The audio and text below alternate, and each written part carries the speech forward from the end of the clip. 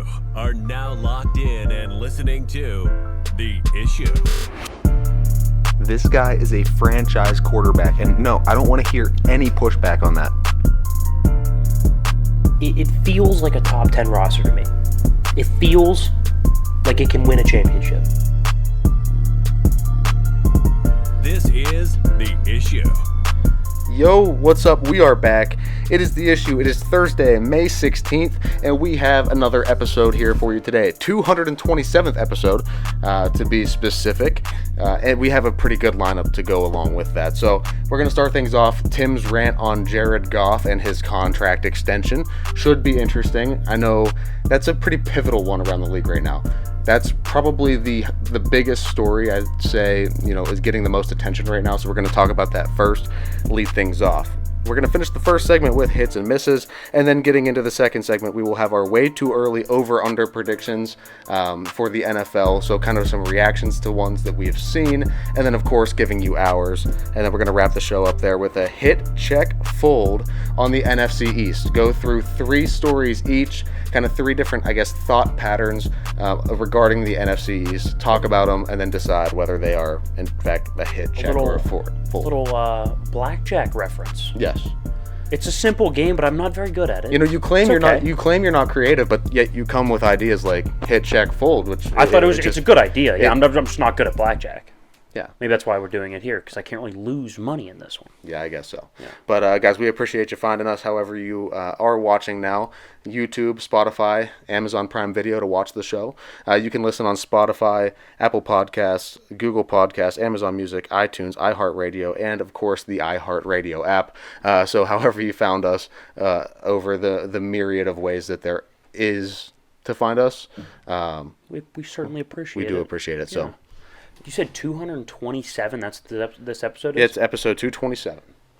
I can't wait till we hit a full year, 365, like a full year's worth of episodes. It's gonna be pretty cool. Yeah. We got a while to go, but that's gonna be a cool day. I don't know, it just made me think of it. Absolutely. So the Lions signed Jared Goff to a really nice contract extension. It's 4 years, $212 million annual value of $53 million a year. That's a lot. Yeah, that's for sure a lot, but it's going to be, as of right now, it's slightly under Joe Burrow, who has the most annual value at $55 million. So this extension will keep him through and under contract through 2027 with an option for 28. Like I said, a lot of people are like, wow, that's a ton of money. Now, the details aren't out yet, or at least I haven't found them yet. Maybe they are somewhere. Someone can correct me in the comments if they are out. But I'll tell you, I would imagine that it's a front-loaded contract. With quarterbacks that you're somewhat on the fence about, now I'm more Jared Goff, I'm a more supporter than most, but quarterbacks that you're like, he's not Mahomes, he's not Herbert, you're always signing contracts and make sure the contract is something you can get out of after a couple years if you want, right? Like the Kirk Cousins deal, for example, is $100 million guaranteed, but that's all within the first 2 years. I'm almost positive that all of that $100 million is within the first 2 years. So if they want to move on after 2 years, it's not a punitive cap hit to do so. You get most of the guaranteed money out of the way early. That way, if you want to make a change, you incur a little bit of a dead cap hit. You move on to a younger, cheaper quarterback. That's usually how it goes. A la Bo Nix, for example, right? They're going to go to a younger, cheaper quarterback, but they're still paying a ton of money to Russell Wilson on a dead cap hit. So that's kind of how it works. So my guess would be that it's front-loaded. They have some young, cheap talent. They'll pay Goff more now while that talent makes less, and then it'll switch. They'll pay some of their young guys, and then Goff in 25, 26. The salary cap will go up by then. He's not going to actually be making that much when you look at it against the cap, relatively speaking. By 2026, he'll be the 12th highest paid quarterback. That's how this works. Even Mahomes already, he's not even a top, 3 paid quarterback because he's restructured it. He's 3 years away from, when he signed his deal. So that's kind of how it works. As the cap goes up, as these guys start making more and more, it won't be as bad as you think. So that'd be my guess in terms of the goal of that contract. And that also, like I said, allows them to get out after 2 years if they wanted to. Although I don't think they will. And I've been a big Jared Goff supporter, like I said. And I actually did a TikTok about this when I was in Mexico like a year and a half ago now. It was not this past November, but the November before. And I said, it sounds crazy, but Jared Goff and Josh Allen are a lot more similar than you think. Now, just passing, I'll preface this with saying I would prefer Josh Allen over Goff. I think at worst he's the 5th best quarterback in football. At best, I think he's the 2nd best quarterback in football. I would rather have Josh Allen over Jared Goff. So everybody that's going to come at me in the comments, I'm saying it now, I'd rather have Josh Allen over Jared Goff. But if you just look at the numbers, okay, thanks for talking to me. I don't want to print this. Anyway, it's not a landslide. It's not a big drop-off, right? The drop-off is arguably not there, and if it is, it's not a significant difference between the two quarterbacks. And the numbers are on your screen now. Goff completes about 1% higher in terms of completion percentage, throws for about 20 yards more per game, a slightly better touchdown-interception ratio, not much, about 1/10 of a point there on that, and the pass ratings about 1 point higher, 93.6 to 92.2. So Goff from the pocket, from a pure passing standpoint, is actually a little bit better in each one of these categories. Again, I know that Josh provides a ton more with his legs. He runs for a bunch of touchdowns. He's almost the entire offense in Buffalo. Again, I'd rather have Josh Allen. But when we're freaking out that Jared Goff's making a ton of money, it's like, well, does he not kind of deserve it? Like, he's up there with those guys in terms of passing. And you have to factor in, what situation's he in, right? He's been fantastic since he's been with Detroit. He's a leader. He's a veteran. He's consistent. He's going to show up week in and week out. He has not been an injury problem. He's not a problem in the locker room.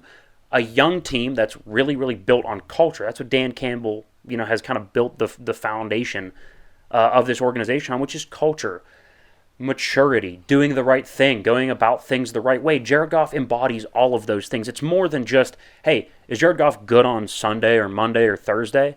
Well, yeah, he is, but he also provides all these other things. The people that screamed for Dak Prescott to get paid, where are they now complaining about the Jared Goff contract, right? Dak got paid a ton of money. People are like, oh, well, he deserves it. He's great at the podium. He's a great leader, and he wins in the regular season. It's like, well, you just described Jared Goff. Like, Jared Goff's good in the regular season, wins a ton of games, adult in the room, good at the podium, good leader, consistently there, available, right? Not injury prone, does enough with his arm to be a really good NFL quarterback. I'm not saying he's Mahomes. I'm not saying he's Josh Allen. Like I said, I'd rather have Josh Allen over Jared Goff. Again, provides more with his legs, bigger, stronger athlete.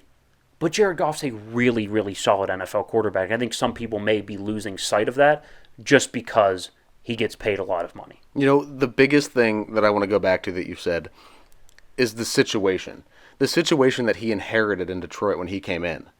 Like, they weren't good. Can we talk on that for a second? They were not good. The Lions were a joke in the NFL for, the past...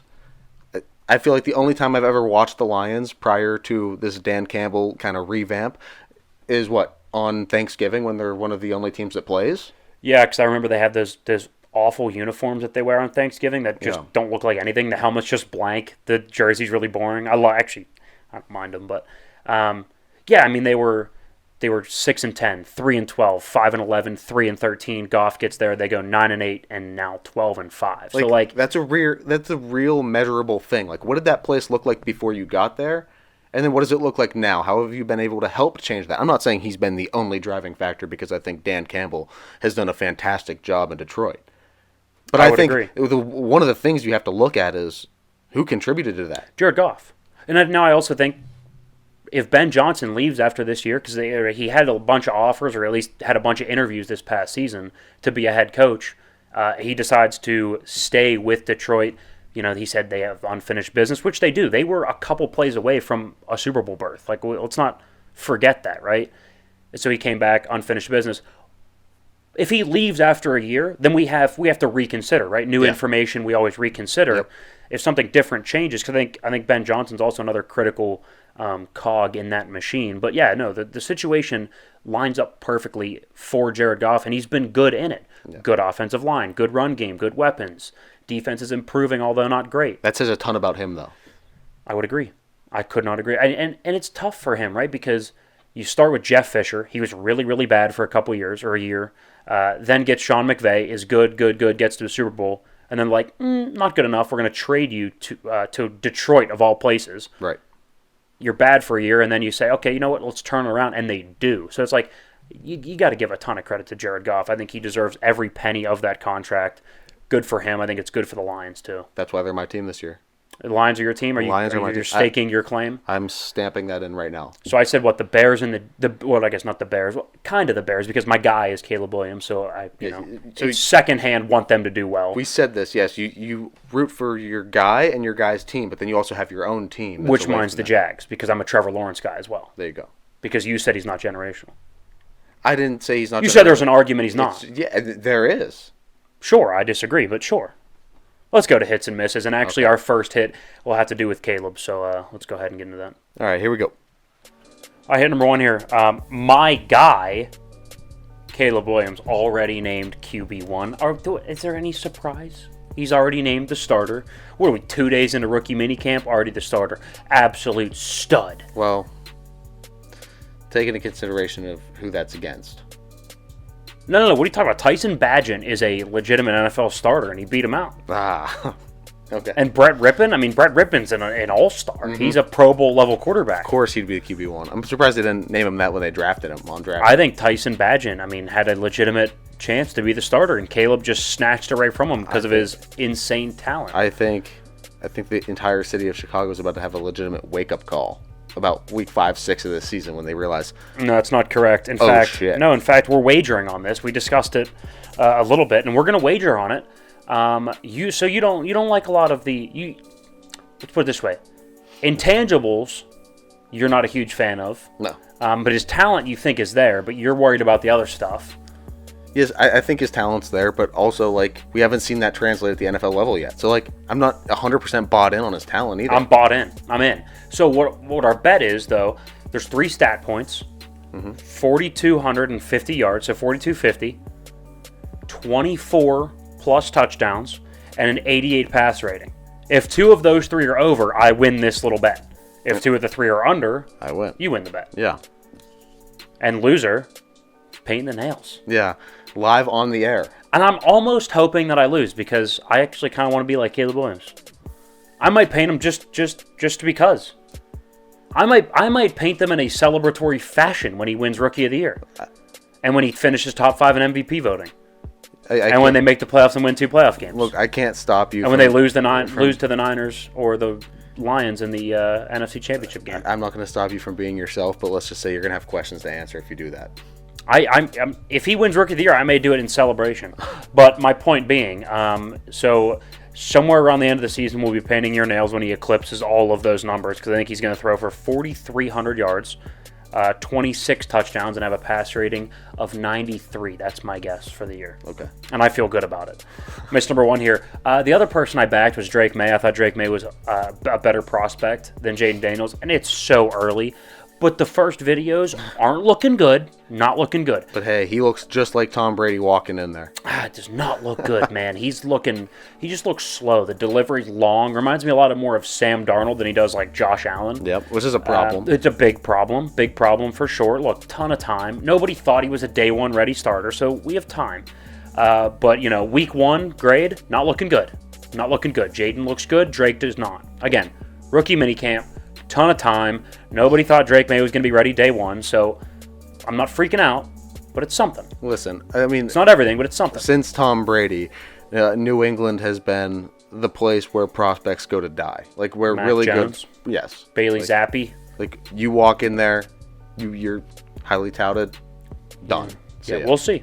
We'll see. It's just a franchise that does not understand offense very well. Yeah, I don't know. We'll see. Hit number 2 here. Everybody always gets hyped. The Pirates have started 5-0. Or last year they were 16-6 or something like that. And I was like, just relax. They're going to find a way to screw it up. They always do. And what are they this year? 3 games under 500? They always find a way to screw it up. In fact, they almost screwed up Paul Skeen's debut. I'm surprised they actually won the game. He looked good, by the way. He looked good. If I had to give it a grade, I'd go B to B-. Yeah. The start in general? Yeah. Yeah, 4 innings, 3 runs, 7 Ks. He had a walk or 2 hit by pitch. He looked like he belongs. I think the stuff absolutely plays. I think there was part of it was just the jitters because he did not have the control he normally does. Not with that fastball. He was missing a lot. The fastball control was not there, so I'd give it a B- because the fastball control wasn't there. But I thought it was good. I think the stuff absolutely plays. That splinker is disgusting. It's a weird pitch. It's disgusting. Be weird to catch. Couldn't imagine. Yeah, you're a former catcher. I could not imagine trying to catch that. That'd be weird. Yeah, it would be really weird. Mr. Number 2 here. We're not big NBA guys on the show. But not even slightly. No, not even. But I am in terms of late in the regular season into the playoffs because it's a completely different product. Like, it's not even close. And I put it up on SOBET, and I got some feedback, and I don't know what your thoughts are. I don't know how that they can make the product more consistent because, to me, the regular season and the playoffs are just not even close to the same sport. They're not even close. I mean, it reminds me slightly of hockey. I don't think regular season hockey is anything close to playoffs. No, and I would say same thing with baseball a little bit, no? Especially now. If you're not an avid baseball fan, then absolutely. That's true. That's true. Like if you're an avid baseball fan, there's a ton of crossover. It's very similar. Yeah. But if you're not, grinding on a Tuesday watching the Braves, then you're 12-15. Yeah, you're just not gonna. You're right. You won't.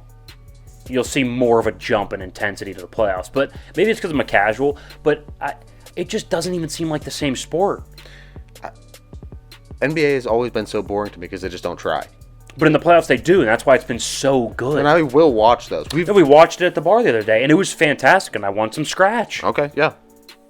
But that game was entertaining. You don't like basketball at all. No, but I watched that game. And you were entertained. That was an entertaining game. Thank you. No, I couldn't agree more. But, I don't know. I don't know what the answer is. I don't have it to make the game more fascinating in the regular season. Maybe it's that in-season tournament, although it didn't work a ton, but whatever. Hit number 3 here.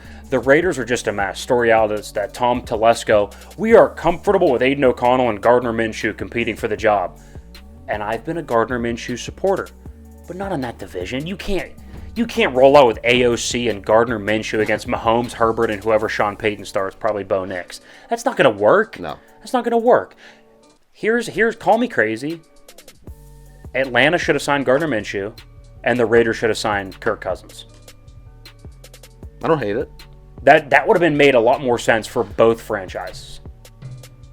I don't know. I think Kirk adds more value anywhere he goes. So. Exactly. That's what I'm saying. But, so they ended up drafting Penix. If you're going to move on from whatever quarterback you sign, Gardner Minshew is way easier to move off of at $12.5 million a year. Mm-hmm. Except for now Kirk's at, $50 million a year? So you can't really move off that for a couple years. But I don't know. But, yeah, the Raiders are just a mess. And we've said that for years. I don't understand the franchise. They've been an absolute joke for the greater part of 2 decades. Just weird decisions. In that division, and what division you're in absolutely matters what decision that you make at quarterback. In the NFC South, you can absolutely get away with Gardner Minshew, Kirk Cousins, name your B to B plus quarterback. You are not going to be able to get away with Gardner Minshew and Aiden O'Connell in this division. You're just not. West. You're just not. You're playing 4 games against Herbert and Mahomes, and then another 2 against Bo Nix. That's just, you're going to have a quarterback disadvantage in 6 games off the bat. Mm-hmm. Yeah. And I did a rant on this probably years ago now, and I'll have to bring it back when we get closer to the season and we know who's starting where. The 4th best quarterback is going to finish 4th almost in every division. Guaranteed. Miss number 3 here. I'm kind of, I guess, a former Raiders quarterback, Derek Carr. And I haven't heard a ton out of Saints camp, but did he fall off the face of the earth? I was a big fan of Derek Carr, and then he went to New Orleans, absolutely sucked, and now I don't know. I mean, he's gonna start, but I don't know what to expect. I've been a big Carr supporter as well. I've always been a supporter of these B+ quarterbacks because it's better to have them than somebody that sucks big time. Yeah, somebody to keep it consistent. I've always been a supporter of your Goffs, your Cousins, your Carrs. The only one I've not been is Dak and Tua, because I think they're overpaid too much. Yeah. It's not Tua yet, but Dak definitely. And Daniel Jones. I've not been a supporter of, but Daniel Jones to me is not even in the stratosphere of them. Right. So I don't know. But yeah, Mr. Number 3, I've been a Carr supporter, and he didn't look good. Don't know what the outlook on him is going to be going forward. But that was hits and misses, guys. Don't go anywhere because we are going to have our favorite 5. The edition this week is way too early. Over-under predictions for NFL season win totals. And they'll have a little new game, hit, check, or fold NFC East edition. And then we'll have our last call per usual, so don't go anywhere. You're not going to want to miss it. Welcome back in, guys. What, the 15th of May now? No, 16th? What's even today? Hold up. 16th. 16th, my bad, yeah. It's all over the place here. We're in shambles now, I'm just kidding. But we may be towards last call. We always get a little bit crazy here in the second segment. So however you're watching, listening, however you are taking in our content, we appreciate that. YouTube, Spotify, Apple Podcasts, iHeart. We could go down the list. You did it to start. I'm not gonna, even try to do that. Go follow the social medias though, the TikTok, the Instagram, all that fun stuff. They're all linked in our link tree. Wherever you find us, you can find our links to all the socials. And then check out SOBET as well. We're actually going to get into a little bit of betting here in just a minute or so for the over-under win totals for the NFL. But you can find a ton of betting content, whether it's from us or other experts on SOBET. We're on a little heater, 4 in a row.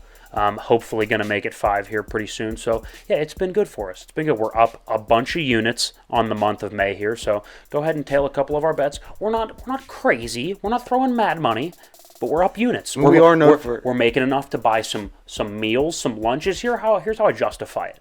If I make enough to get Chipotle on the way home from the gym, I'm a happy camper. Yeah. Does that make sense? Like, if I can make it $12, $13, $14, I'm a happy guy. If you can make enough where you don't have to think about getting dinner. That's a great point. Absolutely. Yeah. Absolutely. We are famous here for our bets on a budget. So absolutely. That's favorite NFL segments. But this is kind of a little mini bets on a budget, but just preseason edition with the over-under win totals. Yeah. Absolutely. So let's just dive right into it. The way too early over-under predictions for the NFL season. Let's get it going. It's another rendition of our favorite 5, so of course we will be giving you 5 of them. Let's start with a couple real hot ones. Let's go with the Cowboys at 10.5. Let's kind of outline their offseason, and then we'll give you our prediction for the over/under. So first of all, we've been very noisy with the whole all-in thing, and then the story came out that people wouldn't be upset if Micah left, and they haven't signed CD or Micah, and Dak he's got 1 year left on his contract, and they're going to let it play out and let it see. Severely overpaid. McCarthy. Overpaid, you said? Yeah. Oh, I thought you said for a second underpaid. I was like, no. Excuse me? McCarthy's on a little bit of a, let's wait and see basis. Their defensive coordinator's on a 1 year deal. So it feels very house of cards. It feels like it could be good, but if one slip up, this thing could come crashing down. That's kind of the perception that I have. What do you feel about the Cowboys going into the season? I mean, I don't feel great. Look, on years where they say it's going to be their year and then go out and, at least compete for the division and they look very competitive all season, they don't normally even have the noise they normally have that under control. Being, outside of Jerry, it is normally under control. Dallas, and they're very well established. You don't usually see that.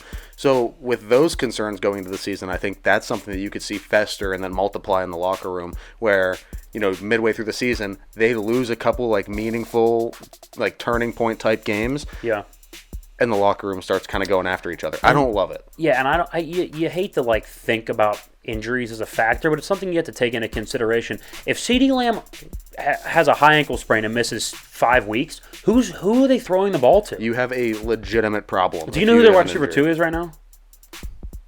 This isn't a quiz because I don't know, and that's my point exactly. Michael Gallup's not there anymore. I was going to say. He's not there anymore. I forget where he went, but he just got picked up by somebody. I don't know who you're throwing the ball to if CeeDee Lamb turns an ankle and misses 4 weeks.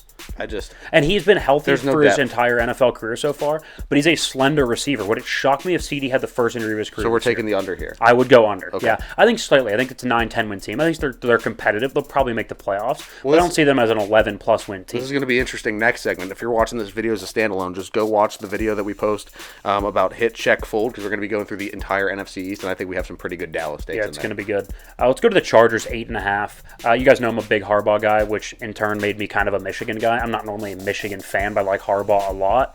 I've been a Justin Herbert supporter, and I just like the organization as a whole, although they've been giving me no reason to like them as of late. But I'll go over on 8.5. I think that they can stumble and accidentally win 10 games. I do. I think it's a much better coaching staff. The line is really good. Obviously, Justin Herbert's fantastic. I don't really care that they don't have great receivers. It just doesn't matter to me much. I think this team is going to take off this year, and I think it's going to be very evident that, when if you've ever tried to accidentally, you put a car with, maybe it's an older one where it doesn't tell you that the parking brake's still on, and you start to drive, and you're like, wow, there's some freaking resistance here. Yeah. I feel like that's what Brandon Staley was for the Chargers. That's a great analogy. So I think without him there, it's going to be like, ooh, it's free. Wait, we can drive? We can move. We have one of the best quarterbacks in the game, and now that we now we have one of the best coaches. This thing we can get some momentum with this. Yeah, my only pause for concern is that it's a fairly tough division, so they could get kind of mired up in that a little bit. But I think over is the bet. Yeah. Buffalo 10.5. Now a lot of people are selling their stock. Well, you traded Diggs. Gabe Davis is gone. They lost their center. some up and down. They released a lot of guys on defense. I'm still going to go over. I just think it's too good of a quarterback. And for all of Sean McDermott's flaws, he is a good defensive coach. They're always going to be at least a top 10 defense. I think it's hard to have a top 10 defense and a top 5 quarterback, and what I would call a top 12 to 15 coach at worst. And be bad. Yeah. Like, I just can't see it. Now, I think it's close. I think they're probably an 11-win team. But it wouldn't shock me if Buffalo goes out and wins 12 or 13 games and is right in the thick of it. Yeah. I don't think, in terms of a standalone big game against a Buffalo or against a Cincinnati or a Kansas City, that they're going to be as good. But over the course of the season, I think they win at least 11 games. Well, I think the other thing you have to take into account and remember is that when you put the game in Josh Allen's hands and he has to stand up and be the guy for you, a lot of the times he's going to do that. And he's going to do it enough to at least win 10 games, 9-10 games. So I know people think it's a tough division too, but you have to look at matchups. Josh Allen has owned the Patriots as the last 3 years. He's owned the Dolphins the last 3 years. The Jets defense gives him a little bit of trouble, but at bare minimum he'll probably split there. So it's like they're going to be fine. Yeah. Let's actually move to the Jets at 9.5. I think, to me, that's an under. I think when your problem last year was injuries with older players, and you try to patch that up by getting Mike Williams, an injury-prone receiver who hasn't played more than 14 games since 2019, and you go get Tyron Smith, who hasn't played more than 16 games in a long time. Those are real issues. He's averaging, I think, like 13.4 games over the last 5 years. You get Morgan Moses, who is also an older player. I don't think you solve your issues. Now, yes, in a vacuum, if they all stay healthy, are they upgrades? Yes. What are the odds that happens? I don't know. And Aaron wasn't that good before he got hurt. Plus, it's just hard to trust anything coming out of the Jets organization saying that they're going to be good, because what data points do we have of the Jets being good in the last? Robert Saleh hasn't been good. His record's not good. Like Aaron hasn't had a 300-plus passing yard game, and I think it's from first things first. Kevin Wildes has a whole running count of it. I think it's like 2 years now. Well, when you're in a market like New York, I feel like a lot of things can get overhyped, and I think people are kind of searching for stories and searching for something and hoping the Jets will be good. There's a lot of hopefulness in the Jets media. I just don't see that playing out. It never does play out, and I just don't see that happening this year. I'm interested to see how many of these hit, actually. But let's go with the hometown Pittsburgh Steelers at 8.5. To me, I think that's an over. Kenny Pickett, Mitch Trubisky, and Mason Rudolph started games last year, and they won, 10 games? 9 games? That's unbelievable. And they made improvements on the roster, including quarterback. The draft was fantastic. Your coaching staff is still solid. I'm not a huge Tomlin guy, but he's at bare minimum solid. Mm-hmm. It's a steady franchise. The schedule doesn't look insane. They get some tough games at home. Like, they have the Cowboys at home. They have the Chiefs at home. Well, then you have the Eagles on the road. Yeah, Eagles on the road is going to be... I'm not saying they don't have tough road games, but they do get a break with, like I said, the Chiefs at home, Cowboys at home. They have a couple other tough games at home. To me, nine wins feels like the basement, the lowest that they can go. Mm-hmm. Maybe I'm crazy, but I don't know. No, I mean, I like it. If you're winning that kind of games, that amount of games with those quarterbacks from last year, you've upgraded just with the name Russell Wilson coming into the building. Yeah, I don't think he's that good. No, and even if has his down to below average year, it's still going to be better than what we saw from Kenny Pickett. So yeah, I would agree. We'll run back through them. Cowboys under 10.5, Chargers over 8.5, Buffalo over 10.5, the Jets under 9.5, and the Steelers at over 8.5. Love it. That should be good. It's a new game. I'm interested to see how it goes. It's a little bit of a poker reference, so it's hit, check, or fold. So to those that don't understand poker, blackjack, I guess, hit means, yes, give me another card, and like I'm basically putting chips in the middle. I am betting more. I would like another card, please. I am in this thing to win it. Mm-hmm. Check means, well, let's wait and see. Let me get back to you, right? Like, hey, do you want a card, or like, are you going to put more chips in the middle? Let me check. Let me let it come back around to me. Let me get more information. Let me see more cards face up. Let me check my bank account. Check the bank account, and then obviously fold is like, I don't like that take at all. I am out. So we each have 3 what we would consider like hot takes for the NFC East division. And are we hitting? Like, are we buying that? Are we checking? We'll see. Or are we folding where we're like, hey, yeah, we're gonna sell that stock. That ain't a great spot to jump on board. All right, let's go. I'll go first here. We'll go back and forth. Number 1, Jalen Hurts will win NFL MVP. What is your take on that? You don't have that on there. I don't. Check. You're going to go check? I'm going to check on that. I'm going to go check on that too, because I like the character of Jalen Hurts. He's gotten better almost every year. Last year was a bit of a down year. I worry about the no Shane Steichen, but you have Kellen Moore now. Kellen Moore's been a good coordinator. Not great, but good. So I would go check. I think it's absolutely a possibility. He's a good story, and I think stories matter when you're talking about awards. Good story, hard worker, good high character guy. Gets an upgraded offensive coordinator, ton of weapons, Saquon, Devontae Smith, A.J. Brown. I think it's absolutely possible. I'll go check. I think he has the tools to do it. It's just a matter of what does the rest of the league look like and what does that landscape look like. It's a good point. I think, in a year where you have other stars that are a bit down, then absolutely. But I think, it's a little too early to call, so I'm going to check on that one. We're going to push. Okay, hit me one.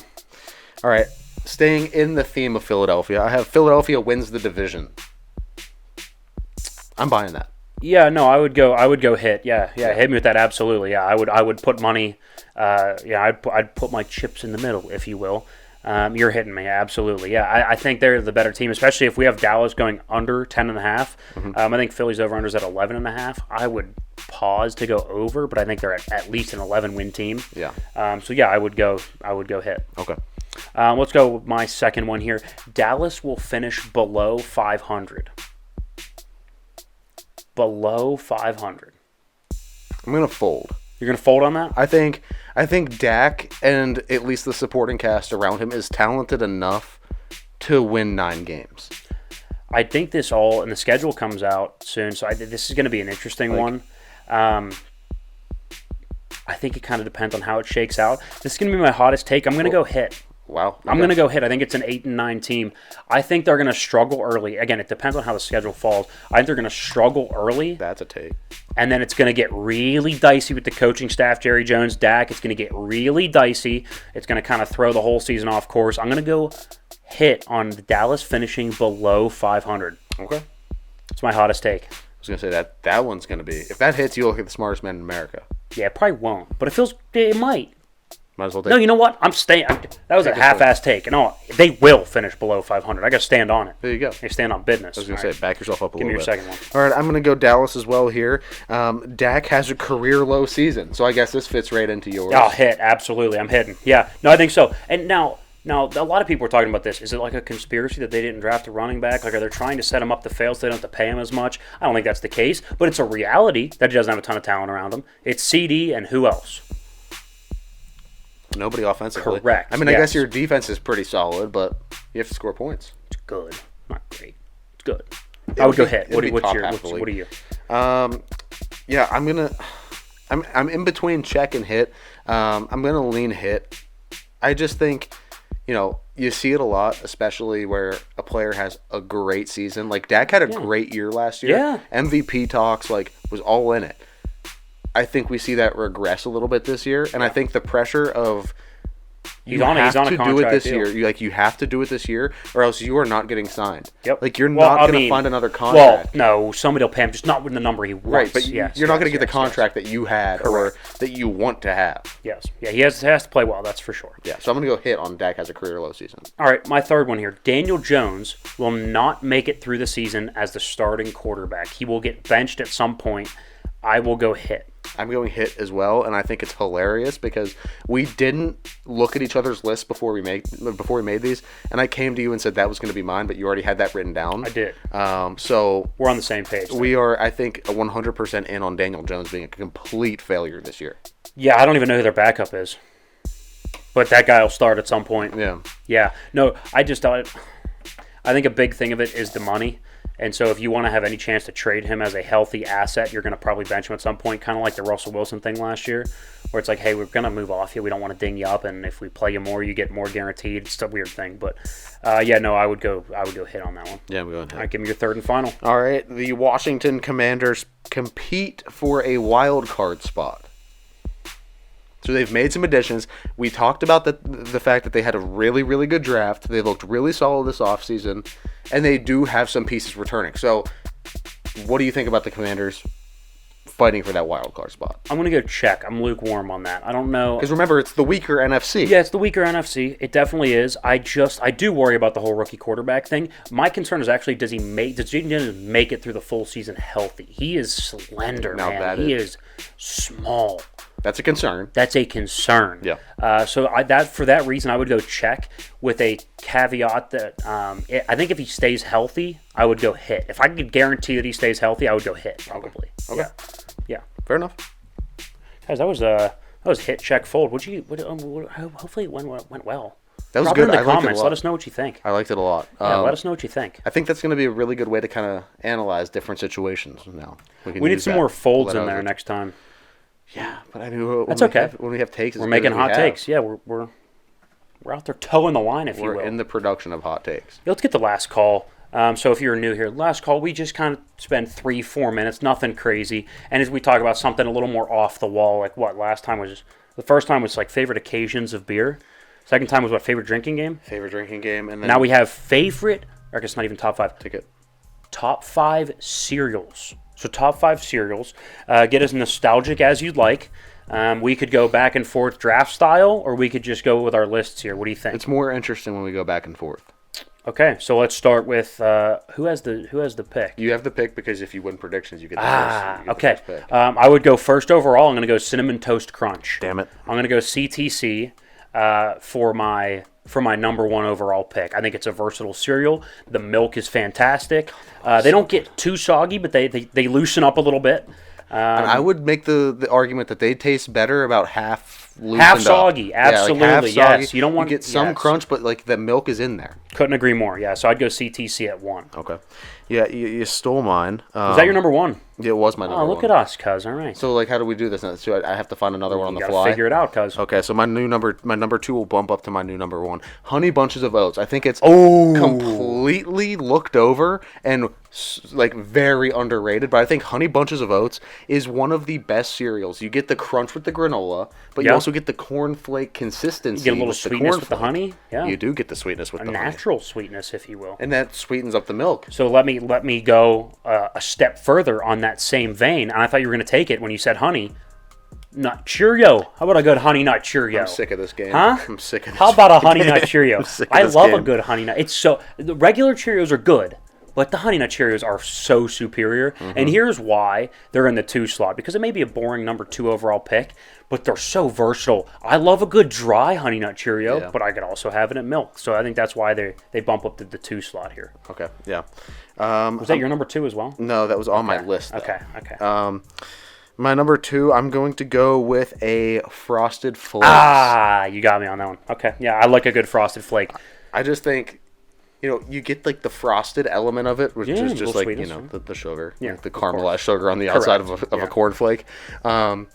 But it's great. It makes the milk fantastic. Now, the only drawback with this one, and why it is a number 2, it gets soggy in about 15 minutes. Like, this is one of the cereals that when you pour it, the milk is the spoon is already in the bowl. You gotta go. Like you pour in the cereal, then you put your spoon in, and then you like get the milk, and you already have the spot ready on the couch where you're about to sit down and demolish it. No, you gotta be ready. Because if it lasts any longer than 5 minutes, it's turning into like porridge. Yeah.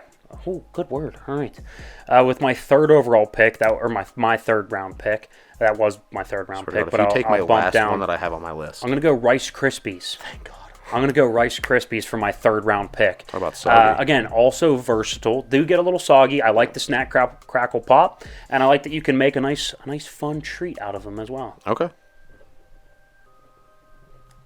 I'm interested to see what your next one is. Well, I'm thinking on the fly now. It's your 3rd round pick. So my 3rd round, I already have this one. It hasn't been touched yet. Reese's Puffs. Ooh, so that's a little bit newer age, and I kind of like it. Reese's Puffs are great. I still remember the jingle? Reese's Puffs. Peanut butter chocolate flake, no? That's what it is? I think so. Okay. I mean, I remember hearing it, but know. I can't recite it like that. Dude's got a boombox. I remember that. Yeah. They're dancing. I remember it on Nickelodeon a lot. Yeah, absolutely. I mean, that's great marketing. Of course you could put it on a children's network. Absolutely. Like that one a lot. Puffs is 3. Okay, so my 4th round pick, I'm going to go Cocoa Pebbles. That's Not Cocoa Krispies, Cocoa Pebbles. Although I do like Cocoa Krispies. That's a good one. But Cocoa Pebbles are phenomenal. They last a little longer than a Crispy. They don't get as soggy as quick. Mm-hmm. I like that it almost makes like a porridge consistency though. Like I don't put as much milk in there as I normally do. I want more cereal to milk ratio on that one. Okay. I like that. Okay, what's your 4th round pick? My 4th round pick. I can't believe it's still on the board. Frosted mini wheats. See, to me, I love a prefer Frosted it Mini-Wheat. dry more than I do in milk. Yeah, but I think that speaks to the versatility of the frosted mini wheat. It's a good point. You It's can a have good it. point. You can have it as a snack in like a little sandwich bag on the road to go. Yeah. Or you throw it in some milk. You eat it real quick. That's one of the ones though. Like I can't be that hungry because I can only eat about 10 of them before they turn mushy. So like. And you got to find the ones with like a little extra frosting on top. Now you can get extra frosted mini wheats. So I'm really going off of the off the head here because you took the other one. So I had 4 out of my 5. I got 4. So I'm pretty happy about how this draft went for me. But I'm caught between 2, and I'll give you them both, and we'll turn this into more of a discussion. Okay. Cocoa Puffs or the oh my God, why am I blanking? The Captain Jack one. No. Captain Crunch? Captain Crunch. I'd go Captain The Berries Crunch. edition. I'd go Captain Crunch. The Berries edition. I can't believe that one lasted this long. I forgot about that.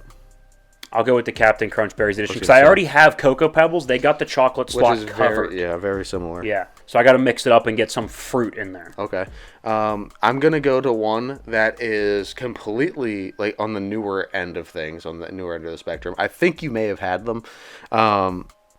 But Crave. I love Crave is an honorable mention for my top 5. Crave Absolutely. makes my top 5. That's my 5th pick. Okay, now the I original think or the it's so double good. chocolate? The original. Thank you. The original. double chocolate's too much. It's too much. It's too much. You can't have as much. It kind of ruins it. Absolutely too much. The double chocolate puts a weird like aftertaste in your mouth Yes, too. the regular original is fantastic. The original Crave. In fact, do you have it downstairs in your pantry as we speak? No, but I have. No. I bet you $1,000 you do. I bet you No, I'll bet you we don't. $1,000 you do. $1 million we don't. We have to wrap this up right now because I am. What are we betting right now? $1 million that we don't. Okay, we don't have $1 million. I paint your nails next week. No, for the first pick in next week's. Okay. First pick in next week's. I am positive of it. Nope. Okay, we'll find out. You know what it is? I'm going to tell you now that we made the bet.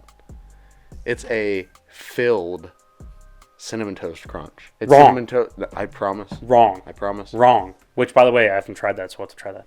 But anyway, guys, It's good. I had it yesterday. go ahead and close it out. That's the issue, guys.